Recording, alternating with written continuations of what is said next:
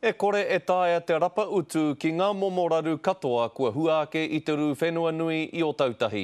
I nā koa ko etahi, kāri i te kitea e te kanohi.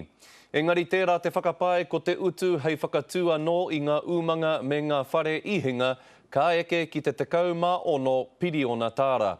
Aha ko te kaha āki mai a tērā te tauranga, ko tīmata ke ngā umanga ki te whakapakari i a rātou anō mō ngā mahi nui kei mua i te aroaro. Mai i te konga, kua puta te ngao kaha o te iwi. E ai ki tētahi uri o ngā puhi, aha kua te aha, kai te hihiko tonu te ngākau, kia paupau anō, te manawa o tautahi. Neke atu i te kautau ka noho ia ki konei. I call Canterbury my home. For me, there's no alternative home. There's no going anywhere else. We will rebuild and earthquakes will subside eventually, and we just need to get on with it. Ia rā kai te piki haere te wāriu o ngā umanga e tāme ana e ngā toenga o te rū.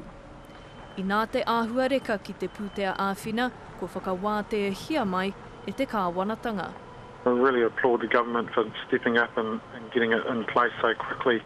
And it's not just a small amount, I understand.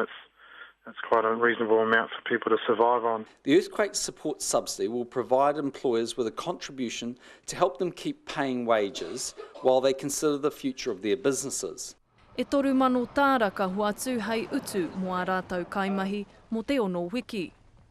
Mō ngā umanga pērā i ngā kaipūngā o hiko, he nui hoki ngā mahi mo rātou i roto i ngā wiki kei te heke. Obviously that's only a short to medium term large amount of work, and we have to continue to build our business aside from that and in spite of that. I tēnei wā kua nuku whakamua ngā Pākihi Māori ki te ara mai anō i ngā puehu o te parekura.